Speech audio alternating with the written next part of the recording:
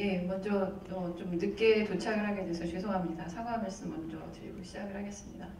한 5분 정도의 시간이 주어진 것 같은데요.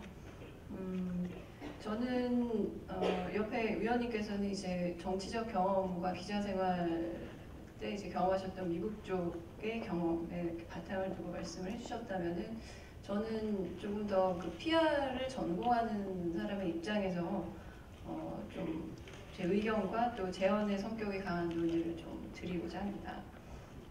조 교수님께서 3부를 제시를 하시면서 그런 3부의 해소를 위해서 향후 정부 소통의 기조를 어떻게 수립해야 될지에 대해서 말씀을 해주셨고, 사실상 현 정부 또 차기 정부뿐만 아니라 민주화 이래로 우리나라 정부에서는 언제나 각 정부마다 핵심 국정 의제를 제시한 바가 있고 또 이에 대한 소통을 강조했지만 항상 평가는 긍정적이보다는 부정적인 쪽이 많았습니다.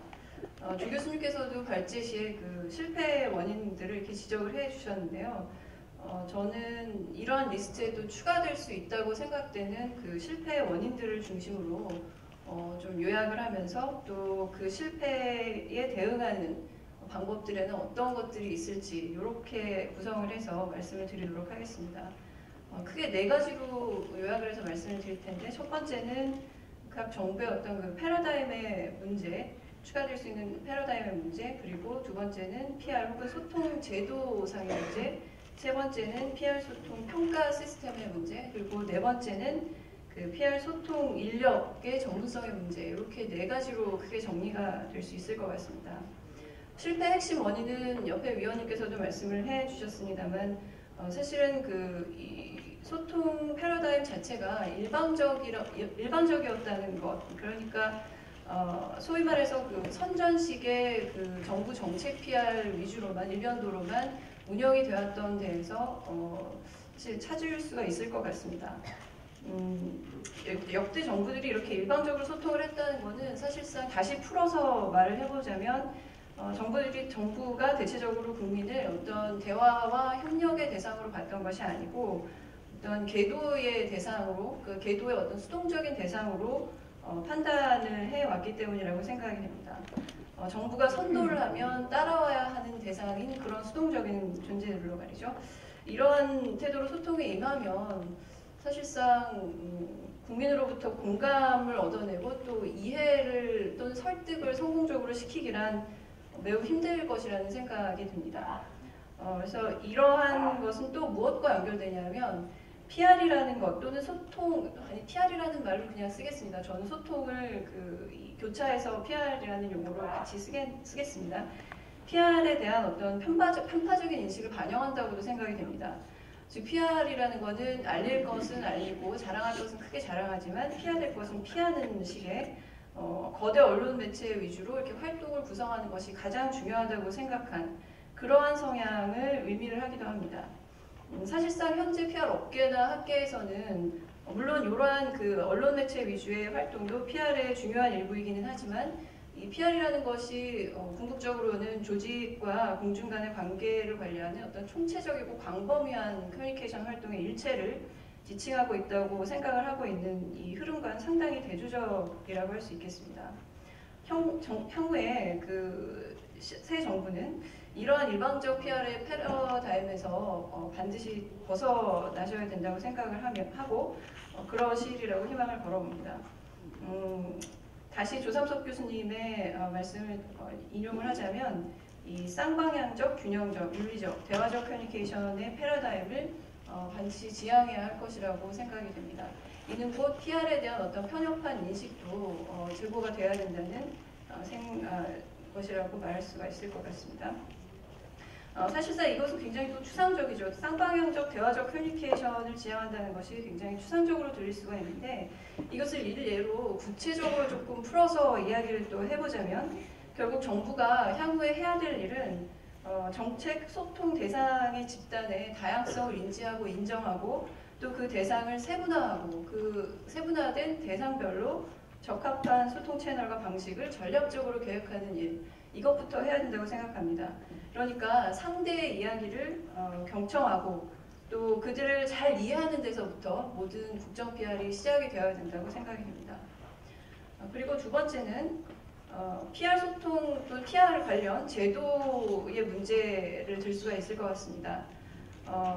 정부의 PR 기능 혹은 그 소통의 제도화 또는 구조화가 우리나라 정부 같은 경우는 현재 상당히 좀 취약하다고 좀 판단이 됩니다.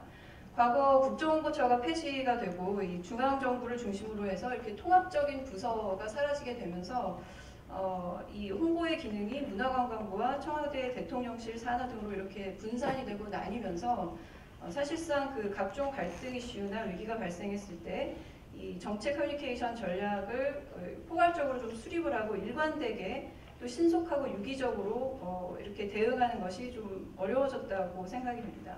물론 제가 국정홍보처의 부활을 여기서 주장하려고 하는 것은 아닙니다. 그렇지만 이런 중앙부처를 뭐 부활을 시키거나 뭐 재수립을 할 수는 없다고 해도 향후에 정부에서는 반드시 그 국정 운영이나 국민 소통과 관련된 커뮤니케이션을 총괄하고 책임을 질 수 있는 어떤 구심점을 반드시 좀 마련을 해야 하지 않을까 하는 것이 제 생각입니다. 또 이 소통 관련 부처들을 현재는 사실상 그 다 결정난 사항들을 말해주는 메가폰의 역할을 하는 어떤 마우스피스의 역할을 주로 많이 하시는 것 같은데요.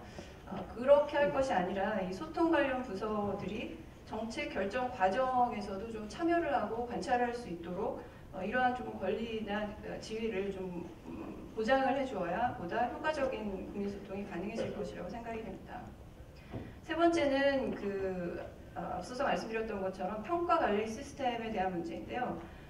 이것은 무엇을 이야기하고자 하는 것이냐면 이 PR 관련 중앙부처가 없다 보니까 이 정부의 어떤 소통 과정을 지속적으로 모니터링하고 또 소통 결과와 과정에 대해서 분석을 일관적으로 또 장기적으로 실행을 하고 또 이러한 사항을 다시 소통관리 과정에 반영할 수 있는 어떤 체계가 전혀 지금 운영이 되고 있지 않기 때문에 이 향후 새 정부에서는 이 당선인께서 지금 제시하시고 있는 5대 국정 운영 과제와 관련해서 국민과 소통하는 데 있어서 어떤 것을 원칙으로 삼고 또 이것을 어떻게 모니터링할 것인지에 대한 이 확실한 기준을 조금 더 고민하시는 것이 필요하지 않을까 생각합니다.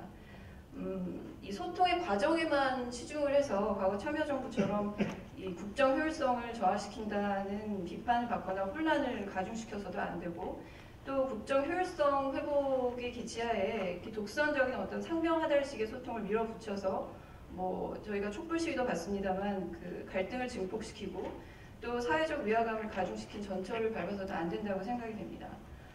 최근 들어서 우리나라 정부 PR을 연구한 보고서를 제가 접했는데요.